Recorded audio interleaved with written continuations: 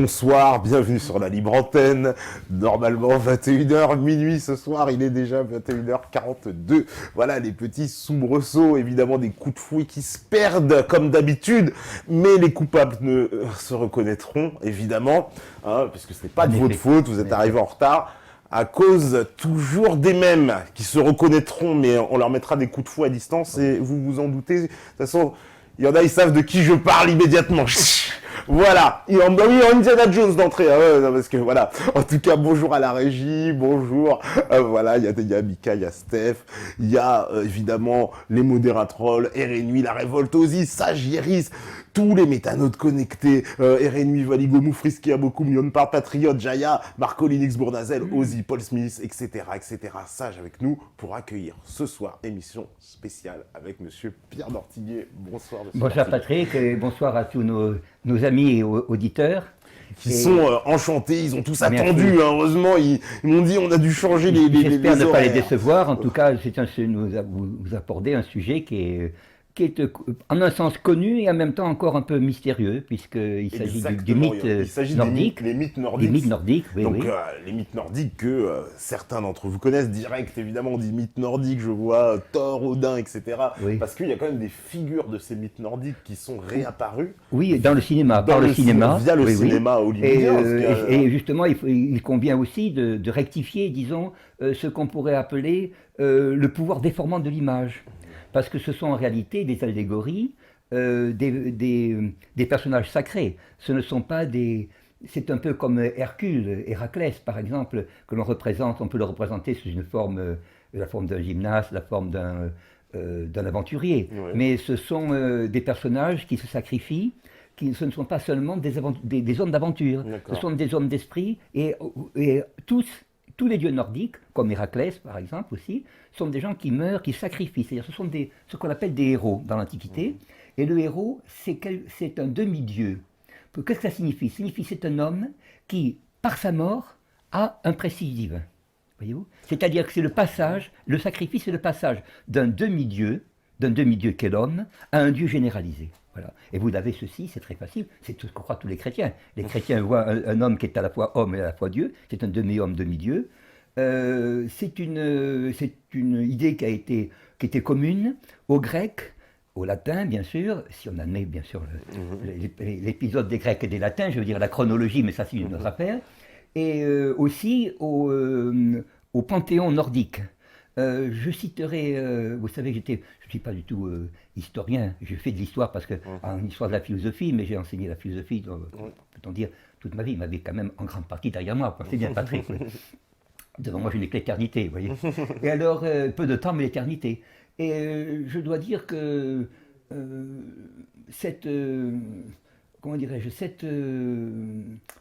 une phrase, enfin une œuvre peu connue, je crois que c'est 1797, sous Louis XIV, de Leibniz. Leibniz avait un philosophe qui a créé le calcul différentiel, c'est lui qui a et infinitésimal, c'est lui qui a donné aussi les manières de l'écrire, hein, parce qu'il y avait une polémique avec Newton, etc. En fait, c'est cet Allemand de Saxe qui parlait très bien le français, qui a écrit la plupart de ses œuvres, mettons le tiers de ses œuvres importantes en français.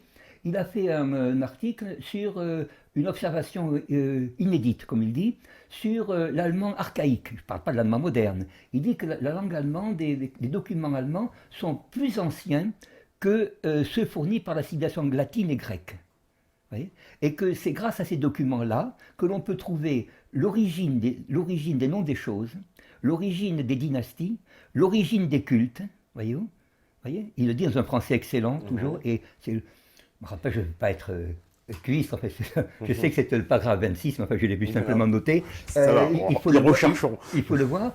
Et donc, il est certain qu'au XIXe siècle, en particulier, vers fin 18e, 19e, toute cette Europe qui était formée aux lettres grecques, surtout depuis ce qu'on appelle la contre-réforme, c'est-à-dire quand il y a eu une polémique entre catholiques et protestants, disons, chacun des deux partis a voulu utiliser les anciens, voyez-vous, pour pouvoir asseoir, si on peut dire, son pouvoir.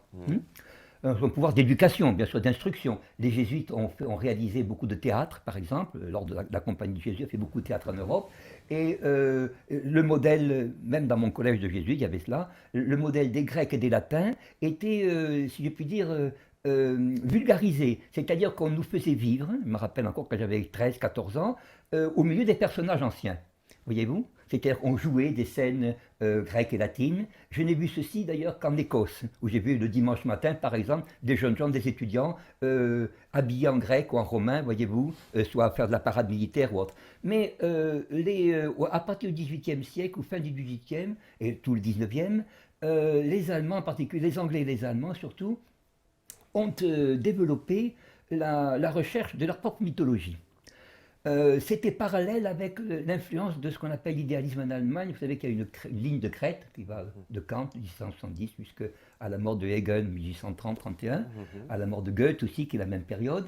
C'est la période, si vous voulez, pour ceux qui ne sont pas philosophes, qui connaissent la musique, c'est la période de Beethoven, si vous voulez. Beethoven est né en 1710, tout ça. Et alors là, vous avez une hauteur de pensée qui était fondée sur les Grecs et les Romains, mais qui prétendait être plus profonde que les Grecs et les Romains. Alors à ce moment-là, ils ont pris comme auxiliaire, voyez-vous, de cette profondeur, les mythes nordiques. Et la manière dont ils traduisaient le terme de mythe, il y a, disons, un Allemand connu dans les mythes nordiques qui s'appelle Günther, G-U-N-T-H-E-R, Hans Günther, qui donne une traduction du terme de mythe que nous on traduit par une fable, voyez-vous, une légende. Il dit Urschau, c'est le seul mot allemand que je vous dis, ou un des seuls mots, ça veut dire Ur, c'est l'origine, c'est le mot qui donne origine en français, or, et Schau, comme le Schau, mais vous l'écrivez vous dans le cinéma, c'est peut dire S-H-O-W, ce qui se voit, mais une vision d'origine. C'est la vision de l'origine. Orschau. Ah oui, Orschau, vous voyez, la vision d'origine. Oui, c'est mieux que mythe. C'est mieux que mythe. Alors, vous avez eu de grands personnages. Vous avez par exemple, bien sûr, il y en a qui connaissent, il y a toujours des sectaires, dans le bon sens, ceux qui suivent. Par exemple, René Guénon a parlé. Guénon, oui. René Guénon qui est connu et toujours qui a acquis la sympathie de beaucoup de gens, justement, en faisant, ou l'antipathie d'autres, mais disons qu'en se convertissant à l'islam égyptien, il est devenu égyptien à la fin de sa vie, vous voyez. Il s'est fait égyptien et il a épousé la fille d'un cheikh, je crois, en Égypte. Et il a lui-même parlé du mythe nordique, mais en donnant avec d'autres personnes, une origine, disons, réelle à l'ensemble de nos mythes, des mythes religieux. Il a donné une précision géographique. C'est-à-dire que, ceci est peut-être inconnu, surtout en France, mais il a fait apparaître qu'il existait, disons, une origine, je parle lentement mais précisément, une origine arctique, ou polaire, si vous voulez, de l'ensemble de la civilisation, laquelle aurait été, vous savez, des gens comme Guénon ou autres sont très influencés par la pensée indienne. Oui. Je la connais aussi, cette pensée indienne, par l'Iran, parce que l'Iran, le mazdéisme en Iran est encore assez puissant, voyez-vous. Même dans la religion chiite, justement, il est un peu servi de berceau, si je puis dire. Vous avez cette idée que récemment, alors pour certains ça va, ça peut être moins 8000 ans, d'autres on parle de périodes de 26 000 ans qui se répètent, tout cela. Vous avez eu à un moment donné des catastrophes, voyez-vous. Vous avez même un auteur célèbre qui était un Israélite, ex-Israélite, puisqu'il est russe, Velikovski, qui a parlé des mondes en collision, c'est-à-dire dans Platon même on en parle, voyez-vous, pour dire que vous avez périodiquement, vous avez une sorte de refonte de la Terre, voyez-vous, et la naissance d'une autre nouvelle. Vous avez ceci dans le mythe nordique du crépuscule des dieux, c'est-à-dire les dieux ne sont autres que finalement ces astres qui sont autour de nous. Écoutez, vous avez 12 grands dieux, vous avez 12 grandes constellations. Enfin, c'est-à-dire que c'est une chose très simple. Bon, on ne va pas le dire à l'académie, mais enfin, disons que tout le monde le voit. Alors, ceci, on prétendait dans Platon que de temps en temps, disons, ce monde qui vivait dans le temps, un ordre qui vivait dans le temps, s'usait avec le temps. C'est-à-dire qu'il était chargé de donner une sorte de direction à la vie, voyez, mais que comme tout ce qui naît, il remplissait son rôle, voyez-vous, et il devait disparaître pour renaître. Puisque naturellement, la force est dans la renaissance. La force d'un homme même n'est pas dans la durée de l'effort. Finalement, la véritable force, c'est dans la reconstitution. C'est pas dans l'exercice, mais la reconstitution. Voyez, ce qu'on appelle, nous, la nuit, si vous voulez. La nuit, c'est le repos. Enfin, c'est un peu cela. Et alors, pour les anciens, dans les mythes nordiques, vous avez ce rapport entre la nuit et le jour. Et vous avez un Indien, je vais tout de suite pour indiquer une lecture qui était plus connu de mon temps, mais disons qu'il revient maintenant. Et vous avez un Indien qui a été traduit en français.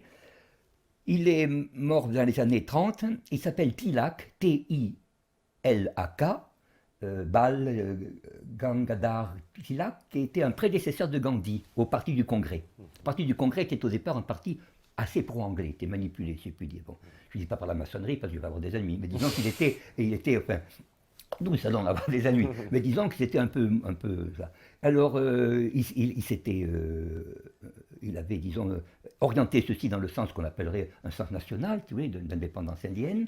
Il a été condamné à la prison, et justement, on revient en Europe, un Allemand très célèbre, très connu des linguistes, qui était le filleul de Karl Maria von Weber, celui qui a fait le Freischütz, tout ça, qui est un bon romantique, qui est mort de misère à Londres d'ailleurs, et mort dans la misère. Eh bien, cet homme qui s'appelle Max Müller, Friedrich Max Müller, qui avait pendant 25 ans composé, rassemblé les textes des Rig Veda, des fameux Védas indiens, voyez-vous, a envoyé, quand il a su que Tilak était en prison, lui a envoyé son exemplaire, un bel exemplaire, voyez-vous, du Rig Veda, et cet homme en prison, raconte, a consulté les Védas, les a lus, et il les a interprétés d'après justement des notions non pas allégoriques, mais des notions précises d'origine arctique.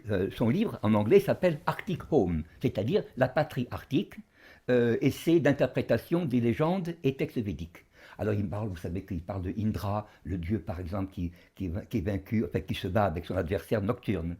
Et il a dit, ceci ne peut se comprendre que si on imagine justement cette vie dans le Nord, avec un moment solaire, voyez-vous, le soleil qui est à peu près dans les 7 mois, par exemple, ou 10 mois quelquefois, voyez. Vous savez que l'année, je ne fais pas de ressenti, mais l'année romaine ancienne a 10 mois et quelques jours.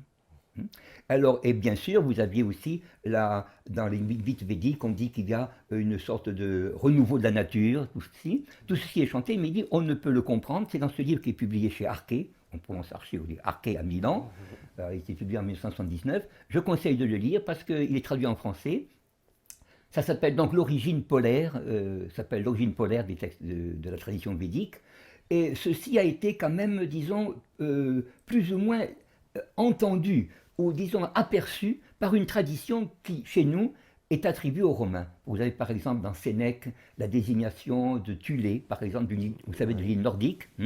Vous avez dans l'Odyssée aussi, vous avez par exemple Calypso.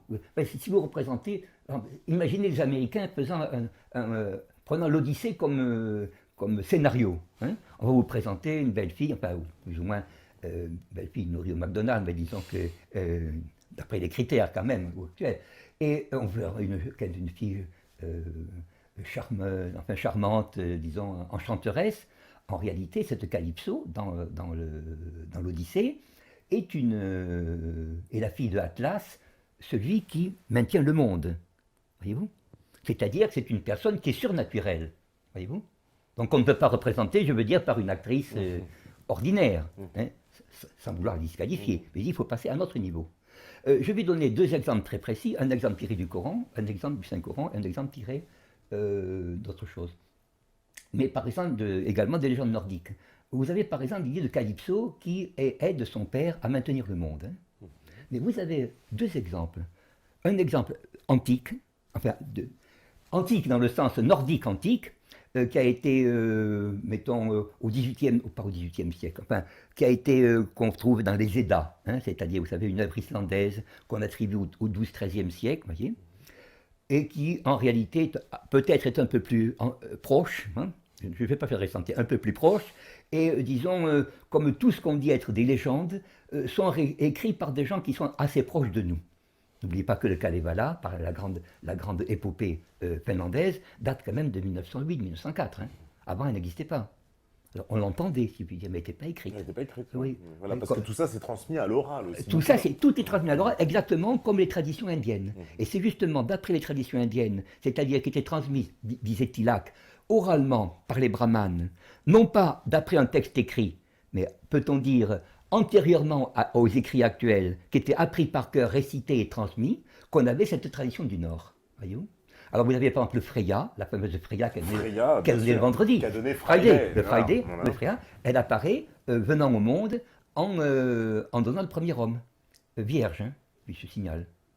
Oui, c'est un peu l'allégorie de la Vierge. C'est l'allégorie de la Vierge. De la Vierge Marie. Près de l'axe du monde.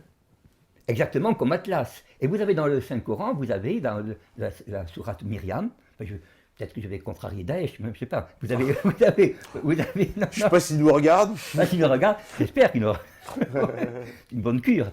Mais vous avez la Vierge qui accouche justement près du palmier. Voyez. Bon, on ne peut pas ne pas évidemment voir disons, on ne peut pas voir la même chose, si je puis dire, voyez-vous. Ce n'est pas que ça se ressemble, la source est la même. Et c'est-à-dire, si les écrits demeurent, ou si la tradition demeure, c'est qu'elle repose justement sur un socle uni. Vous voyez. Et non pas se disperse. Et vous avez également le terme, parmi les dieux, vous avez, avant de reparler des mythes, vous avez un dieu qui est connu, je vous ai dit tout à l'heure, Patrick, au Mexique même, qui est Wotan. Qu'on a confondu avec Odin, c'est Humboldt en Allemagne, il avait confondu. Bon, j'ai une opinion privée, mais enfin je n'ose pas la dire parce qu'elle est un peu paradoxale. Bon, alors je la laisse, c'était celle de celui que j'aime beaucoup, un Allemand qui s'appelle Landmann, bon évidemment, qui lui prétend que le monde, que l'homme n'est pas autochtone, n'est pas né sur Terre. Bon, peut-être que Valls est né sur Terre, mais je ne sais pas tout le monde. Vous voyez, voilà. Alors, ceci, je l'ai fait. Mais Wotan, par exemple, est un homme, oui, dans Wotan, on a dit que le mot de Wotan était le même que le terme de Bodh, qu'on avait dans le Bouddha, qu'on prétend être signifié l'illuminé, mais on peut dire également que c'est l'ambassadeur des ancêtres. Hein. On peut dire que, vous avez aussi, mais ça c'est un peu irrévérencieux peut-être, on dit que vous savez que Wotan était boiteux. Ouais. Vous savez comment on dit être, il est boiteux en vieil allemand? C'est comme le saxon, islam, vous voyez? Wodan, islam. Wotan et boiteux. Bon, enfin, je ne vais pas dire que je sais pas quoi. Je n'en veux pas aux boiteux. Et c'était extrêmement. Vous avez beaucoup des gens de Meisenbourg, par exemple, en Allemagne. C'est un thème très important dont je ne connais pas, je ne prétends pas connaître la signification, pénétrer la signification. Mais vous avez, disons, ce même culte, ce même nom d'ailleurs, qui se trouve au Mexique. Vous savez que je l'ai dit dans une émission l'autre jour avec mon ami Mike. Que quand les Irlandais, pas les Irlandais, les Hollandais, les Allemands, les Israélites allemands surtout, sont allés en connaissant le yiddish, hein, sont allés en... parce que c'est le yiddish, ça veut dire le yiddish Deutsch. Oui. Le yiddish c'est Deutsch. Hein. Oui. Sont allés au Mexique, ils ont remarqué que beaucoup de mots indiens leur étaient connus. Voyez-vous. Par exemple, je ne sais pas, vous avez le mot de quick, vous avez le mot de quick qui signifie quick en anglais. Bon, on le traduit différemment, mais disons que vous avez, je vais donner cet exemple par exemple de Mexico. Mexico, qu'on prononce Mexico, et co c'est côte, Dieu, et Mechi, ça veut dire puissant. Bon, je ne veux pas parler de la Mecque, hein, parce que là, c'est le mythe nordique, évidemment. Puis c'est-à-dire le mot, le mec, à mon avis, mais ça, vraiment, je préfère être un ignorant, un candide, hein, à mon avis, est à mettre de ce point de vue. Voyez-vous, c'est-à-dire ce que Leibniz appelle dans ses nouveaux essais sur l'entendement une langue primitive, parce qu'il pensait que toutes les langues, donc ça veut dire tous les mythes, avaient la même origine linguistique. Ce qu'il appelle la langue adamique. C'est dans les nouveaux essais sur l'entendement humain, je crois que c'est le livre 6, mais je n'ai plus mauvaise mémoire là-dessus. Ça s'appelle de la signification des mots. Je demande à ceux qui connaissent Leibniz, par exemple, d'aller le rechercher. Il prétendait que l'arabesque, le turc, comment on appelle, ils appellent le tatar, etc., viennent d'une même origine, et il disait le teuton en a conservé le naturel. Voyez-vous, ça c'est quand même une opinion. Bon, bien sûr, les nouveaux essais ont été publiés, je crois, vers 1760 à titre posthume, mais disons c'est dans un ouvrage classique. Je veux dire, il réfutait la psychologie anglaise de Locke, et il a même parlé des hommes, vous savez, c'est à Leibniz et à Kant que l'on doit. Je m'enferme avec eux. Hein. Je ne suis pas comme dans la cabine de l'accident dont on nous enfume, comme disait Le Pen, vous savez, pour accident de German Bing. Mais vous avez, disons, il parle des hommes planétaires aussi, en se demandant s'il faut les baptiser, des hommes des autres planètes. Et Kant parle des Stirnbewohner, des hommes des étoiles. C'est-à-dire, l'idée d'hommes extérieurs à notre système était une idée classique en Allemagne au XVIIIe siècle. Alors, et ça, c'est hérité directement des mythes nordiques. Des mythes nordiques. Parce que je crois que cette idée que nous vivons, que les dieux visitent les hommes, voyez-vous, visitent les hommes, et est à mon avis une idée, disons, constante. et que aussi disons qu'il y a, ça c'est dans la mentalité nordique, qu'il y a une, non pas comme on croit ici, une éternité de l'âme. Ce n'est pas cela. C'est-à-dire l'âme est incorruptible, c'est possible, mais qu'il y a une destinée, voyez-vous, de l'âme dans ses combats. C'est-à-dire qu'elle continue ses combats après sa mort. Voyez-vous, ça c'est une idée très profonde. Et vous avez, quand on parle des mythes, on pense par exemple que ça n'a rien à voir avec l'Afrique. Mais vous avez, je cite, parce que ceci est cité par Guénon, vous avez par exemple un livre de Marcel Griol, qui était très connu autrefois, qui est moins connu aujourd'hui, comme tout ce qui est bon, bien sûr, mais c'est pour ça que j'en parle. Je ne l'ai pas lu, je l'ai lu l'autre jour, quelqu'un m'a donné des passages, je dois dire que c'était en ethnologie, nous avions un peu de sociologie et ethnologie en philo, mais disons que j'avais fait l'impasse dessus, mais je connaissais quand même pas mal. Quand je faisais l'impasse, je regardais rapidement. Eh bien, il cite un peuple du Tchad, les Sao, S-A-O, et ces Sao ont l'idée aussi qu'ils sont venus du nord, voyez-vous, et que tout d'un coup, dans le nord où ils étaient, la terre est devenue aride et qu'ils sont allés vers le sud. Ça, c'est très important. Vous avez d'autres thèmes que je connais par les Allemands, par exemple, mais je ne connais moins l'Afrique, je connais plus l'Océanie. Hein. Oui. Vous avez chez les Maoris, par exemple, l'idée que l'homme descend des Pléiades. Hein. C'est des Pléiades, ils désignent les Pléiades dans le ciel, ils ne désignent pas n'importe. Ils ne mettent pas comme ça, vous voyez, comme quelqu'un qui ne sait pas où est la Tour Eiffel, vous voyez, vous remarquez comme ça. Non, ça c'est une idée qui est très profonde, vous voyez. Et j'allais parler avec des Océaniens, et effectivement, c'est extrêmement travaillé en Allemagne aussi, oui, en Allemagne, en Angleterre, peu en France, voyez-vous. On n'a pas du tout, parce qu'on a mis ça sur le compte de superstition, etc., voyez-vous. Nous avions cette idée de l'homme primitif, voyez, qui n'avait pas fait la révolution scientifique, voyez. Ça, c'est une idée. Tandis qu'il y avait le sens du mystère dans le Nord, fait que, si vous regardez le nombre d'ethnologues, par exemple, ils sont plus du Nord que du Sud. Pourquoi? Parce que dans le Nord, il y a le sens du mystère, si vous voulez, voyez. Je conseille à ceux qui veulent s'intéresser vraiment au Nord de commencer, disons, je ne dis pas modestement, mais disons, comme on est français, de commencer par un ouvrage très bien écrit en français, mais qui n'est pas d'une Française, bien qu'elle soit née à Paris, qui était Madame de Staël, la fille du ministre de Louis XVI, Necker. Elle a écrit un ouvrage de littérature que vous trouvez chez Gallimard, en collection de poche, qui est très peu recommandé par les professeurs, parce que souvent ils l'ignorent aujourd'hui. Il y a le chapitre, je crois, attendez, ce chapitre 11, je l'ai préparé pour vous. Chapitre 11, ne croyez pas, ne savez pas. Chapitre 11, c'est la littérature du Nord. Alors là, elle fait la distinction entre littérature du Nord et littérature du Midi.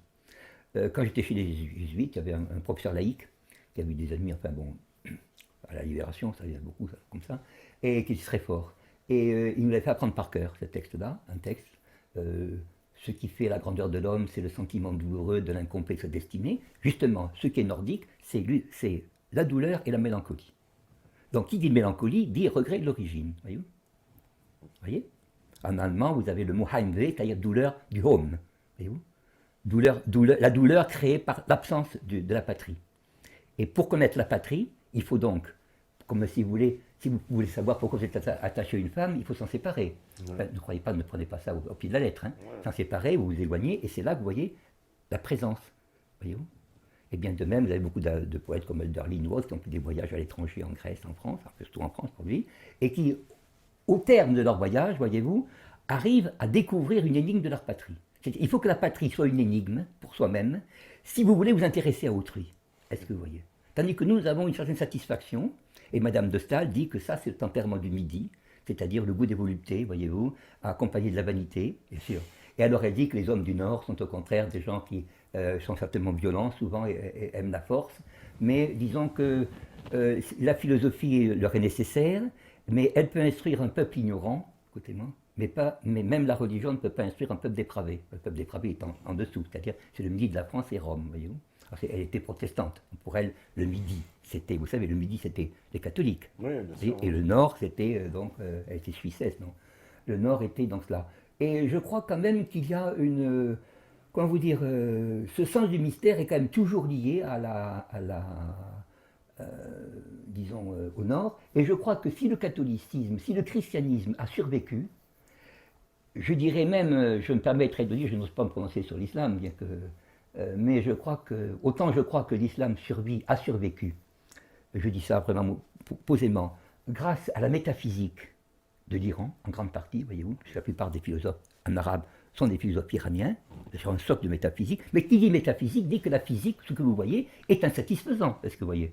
Il faut quelque chose à côté. Mit, ça veut dire avec en allemand, oui, en anglais. Physique, avec. Mettez ça, comme on dit, je ne sais pas, vous n'aimez pas ça, M. Ortega, avec des épinards, mais prenez ça avec, vous voyez, ça passera. Le physique ne passe pas tout seul, il faut quelque chose avec. Et de même que je crois que le Nord a donné, la plupart des mystiques, disons, le Sud a donné beaucoup d'exaltation monacale, des choses comme ça, oui, mais le Nord a donné de grands mystères, en particulier, seul le Nord, c'est avec la pensée de Rhénanie, on appelle ça la mystique rhénane, a dit que pour connaître l'existence de Dieu, il fallait également penser que Dieu était et en même temps n'était pas. C'est-à-dire qu'il y avait un néant qui était proche de lui. Vous voyez ce que je veux dire? Ça, c'est Maître Eckhart, etc. Et effectivement, vous ne pouvez le connaître que par le sacrifice. C'est-à-dire vous ne pouvez le connaître, évidemment, que si vous sortez de vos limites. Voyez-vous? Et non pas que si vous êtes satisfait de vos limites. Et c'est quoi qu'on peut lire? L'espace géographique là qu'on définit sur le Nord? C'est quoi, l'Allemagne? Alors, c'est normalement, Scandinavie au sens étroit du terme, vous avez la Suède, ce qu'on appelle la Baltique, aujourd'hui la Lettonie, voyez? Donc les pays baltes aussi. Les pays baltes, là où les Américains se promènent, vous savez, maintenant. Ouais. Et vous avez aussi, mais ça c'est un premier point, et vous avez une incursion en territoire allemand qui va jusqu'en Souabe. Bon, je ne suis pas comme ceux qui disent que la reine de Saba, c'est la reine de Schwaba. Enfin, bon, ça a été dit, ceci en Allemagne, beaucoup, tout a été dit. En France, on n'a rien dit. Bon, évidemment, c'est pas trompé, vous voyez ce que je veux dire. C'est mieux. Mais il y a une curiosité. J'ai toujours dit qu'il y avait une grande curiosité du Nord. Par exemple, ce que les Anglais ont fait aux Indes, malgré tout le caractère odieux de ce que Napoléon appelait une nation de marchands, vous voyez, vous avez un travail considérable. Les Français l'ont fait aussi en Afrique du Nord, c'est vrai, en ont fait. Mais le travail considérable fait sur le trésor indien est quand même étonnant. Ça supposait une très grande énergie, une continuité dans l'effort, voyez-vous. Vous avez aussi, comment vous dire, une certaine abnégation. Non pas produire pour pouvoir être publié ou connu, mais produire pour pouvoir continuer ou mettons, maintenir un état d'interrogation qu'on a également sur autre chose, c'est-à-dire sur sa propre patrie, son propre sol.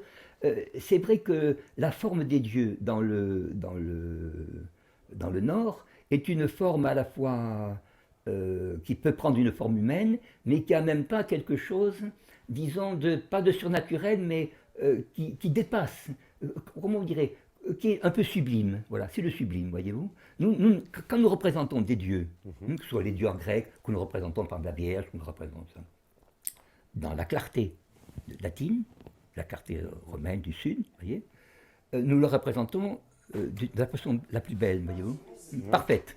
Tandis que dans le Nord, il y a ce qu'on appelle quelque chose de sublime, c'est-à-dire qu'il y a, disons, quelque chose d'inachevé. On estime que quelque chose qui est puissant est quelque chose qui est inachevé. Et je reprends la formule, ce qui fait la grandeur de l'homme, c'est justement le sentiment douloureux de l'incomplet de sa destinée. Voyez-vous? Mais ça, vous l'avez dans tous les dieux. Vous l'avez dans le Christ même, voyez-vous. Vous l'avez dans Ali, vous l'avez même, on parle souvent en islam, dans certaines sectes, ou si vous voulez, dans certaines écoles, du sentiment de solitude du prophète, voyez. Nous appelons Mahomet, vous savez, à cause du Mehmet, le mot turc. Hein. Ah, d'accord. Oui, c'est le mot turc, je veux dire, parce que beaucoup de... Rien à voir avec l'histoire de ceux qui disent Baphomet. Non, ça n'a rien à voir. Et même ça n'a rien d'injurieux, simplement, c'est une reprise, parce que je dis ça, c'est pour terminer, c'est une parenthèse qui n'a rien à voir avec le Nord, mais lorsqu'on disait, par exemple, au XVIIe siècle, lorsqu'on parlait de l'islam, on parlait de la région des Turcs. Ce n'est pas les Arabes, c'est les Turcs. Quand Descartes dit qu'il va être compris et des femmes et des Turcs, ça veut dire qu'il veut être compris également des non-chrétiens, voyez-vous ce que je veux dire, et pas seulement des maîtres. Puisqu'à l'époque, les femmes ne rentraient pas à la Sorbonne. Elles y rentraient en Italie à ce moment-là. Elles rentraient à l'université d'Italie à Padoue, vous voyez. Il y avait des mathématiciennes, mais en France, elles ne rentraient pas. Et c'est comme ça qu'on interprétait. Bon, je reviens donc encore dans le Nord. Vous avez des dieux donc, qui sont... quels sont-ils vous avez ces dieux. On connaît Thor. Vous avez Thor. Voilà. Alors Thor est celui, en effet, dont vous savez que vous avez son principal instrument est le marteau. Bien sûr, il est toujours représenté donc, avec son marteau. Et chez nous, à Toulouse, que vous avez visité, vous avez au Capitole, je ne voulais pas faire remarquer ceci, nous avons cette croix du Languedoc, voyez-vous, qui est ainsi, et qui dit-on, et forme l'équilibre de 4 marteaux. Parce qu'on disait que c'était les Visigoths, voyez-vous, qui étaient donc à l'origine de cette cet emprunt. On dit que Toulouse toll, le toll de Toulouse, comme le toll de Toulon, oui, je vois, le toll de Toul, voyez-vous, Metz, Toul et vers Toul, est le même mot que Tulé, que la fameuse, qui a donné le mot de Tulé comme étant l'île du Nord, vous savez. Alors on dit qu'on donne l'origine, ceci n'est pas de moi, la notion de Tulé comme l'île mystérieuse dans les brumes, etc., se trouve chez des auteurs latins. Vous avez par exemple, je crois, ou grec, grec de l'époque impériale, de l'époque romaine. Dans Strabon, par exemple, vous avez l'idée que Tulé est à quelques 6 jours de navigation de la Bretagne. Alors, on a dit que c'était l'île de Heligoland, vous savez, récemment. Vous connaissez l'île de Helgoland? Helgoland, c'est en Frise, au nord de l'Allemagne. Ouais. Bon, elle est connue parce que les Anglais ont voulu la détruire à la fin de la guerre, c'est une base sous-marine. Bon. Et alors, bon, ils ont largué des bombes, après la guerre. Hein. Ah oui, après la guerre, ne croyez pas que la guerre se termine. Une guerre ne se termine jamais à la fin. Hein. Ça se termine jamais. Alors ils ont bombardé, puis il y a eu beaucoup de protestations allemandes, etc. Ils sont arrêtés. Et finalement, c'est une île qui a été décrite ou désignée par un nommé Jürgen Spanut, S majuscule P-A-N-U-T-H, qui a été traduit en français comme étant l'île de l'Atlantide. C'est-à-dire parce que c'est une île qui s'enfonce dans la mer. Si vous voyez des cartes de cette île, par exemple, au XVe, XVIe siècle, elle est beaucoup plus grande qu'aujourd'hui. Alors on pensait que les fameux Phéaciens, les hommes rouges, vous voyez, qui étaient allés jusqu'en Égypte et en Phénicie. D'accord. Ces hommes rouges, c'est ainsi qu'on désigne, vous savez, les hommes rouges, c'est ainsi qu'on désigne les hommes de la mer du Nord. Ouais. Hein, c'est les navigateurs de la mer du Nord. Un peu comme les Vikings, si vous voulez. Voyez. Et lorsqu'il y a eu une catastrophe dans le Nord, disait ce fameux Spanut, qui était un pasteur protestant autrichien, venu donc travailler près de l'île d'Heligoland pour remplir un ministère, si je veux. Voilà. Eh bien, il a fait beaucoup d'études, il a même raconté que ce qu'on appelle les Phéaciens, alors l'île des Phéaciens, quand Ulysse va voir Nausicaa, par exemple, vous voyez, sur la plage, par exemple, eh bien que c'est l'île de la mer du Nord, voilà, avec d'immenses constructions à nord, etc. Et ça correspondait un peu à ce que Platon disait, qu'il y avait un empire immense qui était gouverné par Poséidon, c'est-à-dire le roi des mers, voyez, et qui avait l'Atlantique, justement, l'Atlantique comme domaine. Et puis qui ensuite avait envahi la Grèce, voyez, poussé par la destruction de leur propre pays. Ça, c'est dans le Critias, vous l'avez de Platon, qui était plus connu de notre temps parce qu'on le faisait en version grecque. Oui, en version grecque, enfin, on faisait 3-4 lignes ou 6 lignes, vous voyez. Et ceci est très important, c'est-à-dire l'idée qu'il y a. Vous avez un nommé Firmianus aussi, Lactance, qui parle je crois que c'est au IIIe siècle de notre ère, peut-être qu'on le désigne, hein, un chrétien des IIIe siècle, qui parle d'une île du Septentrion. Dans l'Odyssée, on parle de la fameuse île de Calypso comme une île boisée, par exemple, et on présentait également cette île comme une île de verdure, etc. Tout ça. C'est-à-dire, il y a quand même, disons, toujours dans Sénèque aussi, le Sénèque le tragédien, hein, pas Sénèque philosophe, Sénèque le tragédien, vous avez Médée, dans Médée, vous avez également, dans Euripide même, j'ai vu un jour traduit parce que je voulais traduire quelque chose pour un élève qui apprenait le grec, vous avez également cette idée d'une mer entourée de pays froids, voyez-vous, où sont des hommes qui vivent heureux, où sont des hommes, ou alors qui vivent ou qui vivaient heureux, voyez-vous. C'est cela qui est très important, c'est-à-dire que l'idée qu'il y a une sorte d'apaisement et surtout une source, parce que c'est là que les Allemands ont porté leurs efforts. Ils ont dit que, mais ça, bon, il y a des variantes évolutionnistes aussi. Hein. Vous avez des Allemands, par exemple, qui ont dit, c'était Günther qui l'a dit, qui est mort à 90 ans, qui a dit que l'homme du Nord était une création, était une suite de l'homme de Cro-Magnon, je crois, ou de l'homme d'Aurignac, tout ça. Bon, oui, mais lui, la sphère, comme vous dites, Patrick, la sphère, disons, de ce Nord, c'est, disons, autour de la Baltique. Autour de la Baltique. Voilà. Alors, on a parlé ensuite d'émigration, voyez, et il y a quelque chose à retenir, de Leibniz aussi. Donc, je parle du XVIIe siècle, je ne parle pas du XIXe, ou alors de cette chose horrible, enfin, vous savez, bon, dont on ne parlera pas, bien sûr, parce que c'est horrible. Voilà.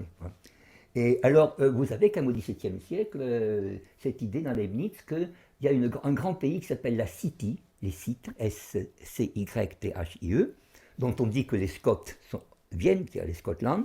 Vous savez que la Chine s'appelle en russe Kitaï, Kitaï, c'est le même mot que site. Hein. Et Leibniz dit que de la Pologne jusqu'à la Chine, il y a une même nation. Hein. Et il écrit, je crois que c'est au margrave de Hesse. Oui. Attendez, c'est quelle date? Je ne me rappelle pas. Je crois que c'est également en 98-99. Il dit qu'il a des amis jésuites, le père Grimaldi, qui lui a donné beaucoup de témoignages sur ces langues. Ouais. Et il parle du persan, en disant que le persan a beaucoup de mots qui approchent de l'allemand, voyez-vous. Donc il y avait cette idée, les Allemands avaient cette idée, les gens du Nord, que qu'à cause de cette migration, voyez-vous, ils avaient des parents dans l'Asie. Est-ce que vous voyez? Ça, c'est très important. Et c'est une chose qui est inconnue des Français. Nous, vous avez la Chine, bon, il y en a qui aiment la Chine parce que, bon, quand vous dites en Chine, il y a des populations qui s'appellent les Lolos, etc. Ou enfin, vous dites d'accord, mais c'est les Han qui sont importants. Bien, oui, c'est vrai, les Han sont importants. Mais si vous regardez dans le détail, vous avez, comment je vois en Iran, par exemple, vous avez des populations très diverses. Les Persans, proprement dit, ne forment qu'à peu près 45-50% de la population. Vous avez quand même des mots, des noms, des figures. Les Allemands étaient très intéressés de voir le type allemand, par exemple, à travers des portraits du chat de Jehan, par exemple. Des portraits que l'on faisait, ou descriptions, parce qu'on n'a pas de portrait, descriptions qu'on pouvait faire du Kurde, de Saladin, vous voyez. Et ils se reconnaissaient, je dis ça pour connaître un peuple qui est à côté, ils se reconnaissaient à travers ces peuples-là, voyez-vous. C'était pas eux, ce peuple-là, mais ils pensaient qu'il y avait, je ne sais pas comment disait un de mes amis l'autre jour, ces notions de race ou d'origine nordique leur permettaient d'avoir une parenté ailleurs. Est-ce que vous voyez? C'est pour ça que d'ailleurs... Ils n'ont pas un peu joué justement? Si, ils ont joué de cela, bien sûr. Évidemment, j'ai encore eu, j'allais pas dire, bon, je compose un livre sur l'Iran maintenant, et je vois par exemple, j'ai un rapport d'un de mes Marina, qui était l'ambassadeur, le légat du pape en 1941, elle dit ces Iraniens sont épouvantables, hein, ils n'aiment pas les Britanniques, parce que Marina aimait les Britanniques, ils n'aiment pas les Britanniques, ils n'aiment pas les Russes, bon, parce que... mais alors, il dit, les Allemands, ils font une propagande chez eux, ils leur disent que les Allemands sont originaires d'Iran. Je sais pas moi. Imaginez qu'un Français aille en Algérie, dise, voilà, écoutez, vous savez, nous, on vient de là. Hein, on n'a pas dit ça qu'on vient de là. Vous voyez? Et un jour, j'étais un peu, vous savez, en tant que philosophe, l'Allemagne déteint un peu. Hein. J'ai eu une jeune femme, jeune femme de 24-25 ans, à Toulouse, comme élève, on m'a demandé de corriger sa maîtrise, le français de sa maîtrise, sur la poésie kabyle. Et puis elle me dit 2 mots, je dis comment on dit ce mot, 3 mots, mais j'ai dit mais ça signifie la signification de ce mot, mais en allemand c'est pareil, je dis vous avez ce mot-là. Elle m'a dit mon grand-père dit la même chose que vous. Ah bon, parce que votre grand-père, oui, il parlait allemand, ah bon? Ah bon, il parlait allemand, oui, mais il est obligé, vous voyez. Comment il est obligé de parler? J'ai compris que son père avait été engagé sur le front de l'Est, vous voyez. Enfin, il y a beaucoup de Kabyles sur le front de l'Est. Jean de la Pélène, Krimbel Kassem était sur le front.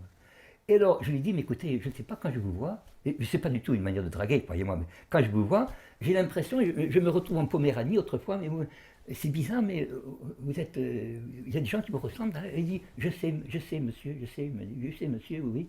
C'est vrai qu'en Allemagne, j'ai vu des Allemands, en effet, qui me ressemblent. Alors ça, voyez-vous, c'est un sentiment que l'on n'a pas en France, voyez-vous. On dira les Kabyles sont pour la France, contre la France. Beaucoup de Kabyles étaient dans la guerre d'Algérie les plus pugnaces, vous voyez, contre les Oreilles. Et alors, vous avez par exemple la plupart des chercheurs récentistes, par exemple, que je connais, allemands. Il y en a un, par exemple, qui est très connu, qui est vraiment un spécialiste du kabyle, vous voyez, spécialiste du kabyle, il est spécialiste également des poissons. Ça, vous ne trouvez pas en France quelqu'un qui se passe les 2 ou les 3, voyez-vous. Parce que ça, c'est ce côté bariolé, voyez-vous, est très typique également et de l'Angleterre et de l'Allemagne, voyez-vous. Or, nous ne l'avons pas. Vous m'avez demandé quels étaient les grands dieux. Vous avez donc Odin. Et alors, vous avez Odin, j'ai dit, vous savez qu'Odin, c'est celui qui a donné le nom d'Édimbourg. Hein. Oui, alors Édimbourg, alors bien sûr, Odin, la ville d'Odin, Édimbourg. Vous avez alors Thor, dont j'ai parlé de marteau, est celui qui se rapproche le plus, à cause de son sacrifice, voyez-vous, de la personne du Christ. Écoutez, je peux vous dire naïvement, comme me demandera au jugement dernier, moi je pense que le mot de Christ ne signifie pas le mot de Christos, c'est-à-dire qui est loin, bien que ce soit communément accepté, mais serait une contraction, le U, vous savez ce qu'on appelle le Y, c'est pas un I, c'est un U grec, hein, U grec. Un Y c'est un U, c'est pas un I. Et c'est Gerustet signifie à mon avis Gristet ou Krustet, qui signifie armée. l'homme qui est armé pour le bien, voyez-vous.